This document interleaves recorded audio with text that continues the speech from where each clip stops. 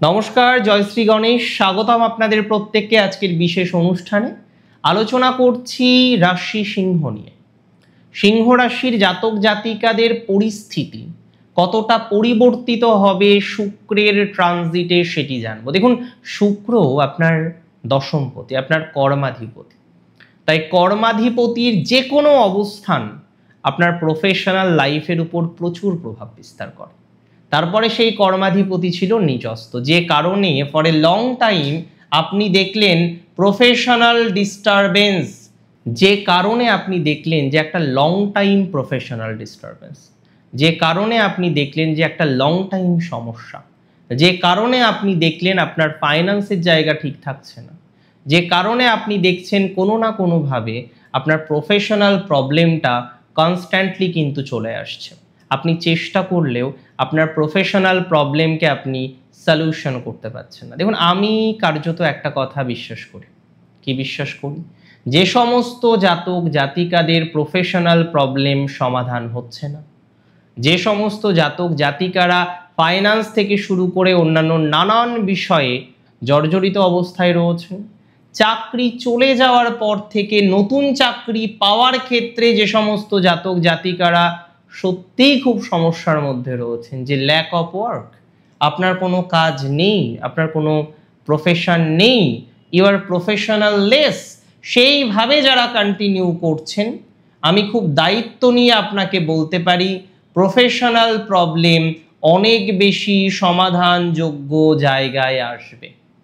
আমি মনে করি আপনার প্রফেশনাল প্রবলেম সলভ হয়ে যাবে। 2রা নভেম্বর থেকে 26 নভেম্বর আমরা দেখতে পারবো যে শুক্র তার নিজের রাশিতে থাকবে, আপনার দশমপতি স্বক্ষেত্রস্থ হবেন, এবং 10th লর্ড যখনই স্বক্ষেত্রস্থ হবে আপনার প্রফেশনাল প্রবলেম অটোমেটিক্যালি সিস্টেমেটিক্যালি অনেকটা পজিটিভ দিকে কিন্তু চলে আসবে।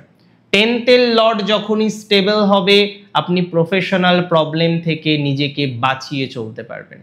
10th লর্ড যখনই সুস্থ হবে আপনি প্রফেশনাল প্রবলেমগুলিকে সমাধান করতে পারবেন। 10th লর্ড যখনই স্টেবল হবে আপনারও অগ্রগতি হবে। এবং নিচস্থ অবস্থা থেকে স্বক্ষেত্রস্থ অবস্থায় যাওয়া নতুন চাকরি প্রাপ্তিকেও রিপ্রেজেন্ট করে, নতুন কর্মপ্রাপ্তিকেও রিপ্রেজেন্ট করে। তাই যে সমস্ত সিংহ রাশির জাতক বা জাতিকারা for now they R workless, তাদের কাজের অভাব, তাদের কাজ নেই, তারা কাজকর্মহীনভাবে জীবনচক্রে বেঁচে আছেন, আই মাস্ট সে তাদের অগ্রগতির ধারাবাহিকতা বাড়বে, আই মাস্ট সে তাদের ডেভেলপমেন্টের ধারাবাহিকতা বাড়বে, আই মাস্ট সে তাদের অত্যন্ত পজিটিভ একটা ভাইবস তৈরি করার মতো অবকাশ আমরা কিন্তু লক্ষ্য করতে পারছি। তাই নিজেকে সঠিকভাবে সময় দিন, নিজেকে সঠিকভাবে সময় দিয়ে পথ চলার চেষ্টা করুন। আমি মনে করি এটা আপনার জন্য প্রয়োজন। যদি নিজেকে সঠিকভাবে সময় দিতে পারেন, একটু যদি পরিশ্রম করতে পারেন, একটু যদি কাজের অন্বেষণ প্রপারলি এই সময় আপনি করতে পারেন, you will definitely get success, that's for very sure. আপনি অনেক বেশি সাকসেসের জায়গায় নিজেদেরকে রিপ্রেজেন্ট করতে পারবেন, এতটুকু বার্তা কিন্তু আমি আপনাকে দিতে পারি। এই বিষয়ে আপনার অগ্রগতির মাত্রাটা কিন্তু অনেকটাই ডেভেলপমেন্ট হবে, এতটুকু কিন্তু আপনাকে তথ্য আমি দিচ্ছি। নিজের পরিস্থিতিটা স্বাভাবিক দিকে যাবে, বিশ্বাস করুন। আপনার এখন প্রফেশনাল জায়গাটা অনেকেরই ভালো নেই, অনেকেই প্রফেশনাল জায়গা নিয়ে খুব চিন্তার মধ্যে থাকেন, অনেকের প্রফেশনাল প্রবলেমটা প্রচুর, ল্যাক অফ ওয়ার্ক আপনার মেন্টাল স্টেবিলিটিটাকে অনেকটা হারিয়ে দিয়েছে, মানসিক শক্তিটাকে আপনার অনেকটা হারিয়ে দিয়েছে। আমি মনে করি সেই মানসিক শক্তি পুনরায় কিন্তু আপনার বৃদ্ধিপ্রাপ্ত হবে, এটা নিয়ে কোনো ডাউট কিন্তু আমি প্রকাশ করছি না। তার মানে মানসিক স্বস্তি, মানসিক শান্তি এটা কিন্তু আপনার বাড়বে, মেন্টালি স্টেবল হতে পারবেন। And that's for very sure যে আপনার পজিটিভিটি আছে, আপনি নিজেকে স্টেবল করতে চাইলে স্টেবল করতে পারবেন। সিবলিংসদের সাথে যাদের যন্ত্রণা প্রচুর, সহোদরের সাথে সম্পর্কটা ভালো নয়। আর সব সম্পর্ক ভালো, কিন্তু সহোদরের সাথে শুধুমাত্র গন্ডগোল হুড়োহুড়ি রেগুলার বেসিসে যাদের হচ্ছে, এত চেষ্টা করছেন আপনার সহোদরের সাথে সম্পর্ক ভালো করার, কিন্তু কোনো একটা কারণে বা অকারণে আপনি আপনার সহোদরদের সাথে সম্পর্কটা চাইলেও ভালো করতে পারছেন না। তো যারা এতটা চাইছেন যে না নিজের মানুষদের সাথে সম্পর্ক ভালো হোক, নিজের মানুষদের সাথে বন্ডিংটা ভালো হোক, কিন্তু এত চাওয়ার পরেও, এত চাওয়া, এত পরিকল্পনা, এত কিছুর পরেও আপনার সম্পর্কটা হয়তো ভালো জায়গায় আসছে না। আমি আপনাকে সিম্পল একটা কথা বলতে চাই, যারা এত কিছুর পরেও ঠিকঠাক সম্পর্ককে তৈরি করতে পারছেন না, এত কিছুর পরেও সম্পর্কের জায়গাটাকে পজিটিভ দেখছেন না, এত কিছুর পরেও সম্পর্কের জায়গাটাকে নেগেটিভ দেখছেন, আমি মনে করি আপনার সম্পর্ক রিলেটেড বিষয়ে ইমপ্রুভমেন্টের জায়গাটা অনেক বেশি তৈরি হয়ে যাবে। আমি মনে করি সম্পর্কজনিত এখন যে নেগেটিভিটিটা আপনার আছে, সেই নেগেটিভিটিটা কিন্তু অনেকটাই কমে যাবে। আপনার সিবলিংসদের সাথে পুনরায় সম্পর্ক ভালো হবে। আপনার নিজের উপর বিশ্বাস রাখুন, নিজের কাজের উপর বিশ্বাস রাখুন।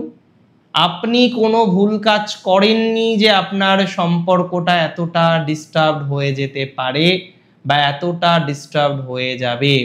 আমি মনে করি আপনাদের ক্ষেত্রে এই জায়গাটা অনেকটা স্টেবল। সিচুয়েশনের অগ্রগতির ধারাবাহিকতা কম হোক বেশি হোক আছে। যদি আমরা চেষ্টা করি, আপনার ডেভেলপমেন্ট কনফার্মলি জীবনচক্রে আসবে। দেখুন, চেষ্টায় ভবিষ্যৎ থাকে। চেষ্টা যদি প্রপার করা হয়, ফিউচারটা অনেক বেশি স্টেবল হয়। চেষ্টা যদি প্রপারলি না করা হয়, তাহলে ফিউচার কিন্তু স্টেবল হতে চায় না। আর আপনি এই মুহূর্তে যে ভাইবস পাচ্ছেন, যারা প্ল্যান করেছেন যে না পুরনো ঝামেলাগুলো মিটিয়ে নেব, পুরনো সম্পর্কগুলো যারা মিটিয়ে নিতে চাইছেন, পুরনো সম্পর্কগুলো যারা স্টেবল করে উঠতে চাইছেন, আমি আপনাদের শিওরিটি দিচ্ছি, যদি সঠিকভাবে চেষ্টা প্রচেষ্টা করেন, আপনার পুরনো সম্পর্ক, সম্পর্কের জটিলতা, সম্পর্কের বাধা, সমস্ত বিষয়ই কিন্তু পজিটিভিটির জায়গাটা অনেকটা তৈরি করতে পারবেন। এতটুকু বার্তা কিন্তু আমি আপনাকে দিচ্ছি। অর্থাৎ সম্পর্ক নিয়ে এত দুর্ভাবনা, এত চিন্তা, এত ডিস্টারবেন্স নিজের মধ্যে না রাখাই কিন্তু ভালো। এতটুকু শিওরিটি কিন্তু আপনাকে আমি দিতে পারি। তবে যেটা প্রবলেম, যে জায়গাটা এখনো প্রবলেমের মধ্যে রয়েছে, সেটা হলো ব্যাক বাইটিং। আর সিংহ রাশি রাজা, তো সিংহকে সবাই জানেন তো ব্যাক বাইটিং করে, এটা খুব কষ্টের। নিজের মানুষগুলো ব্যাকবাইটিং করাটা আরও কষ্টের, বাট সিংহ রাশিকে বারবার আমি জীবনচক্রে দেখেছি তাদের ব্যাকবাইটিংয়ের শিকার কিন্তু হতে হয়।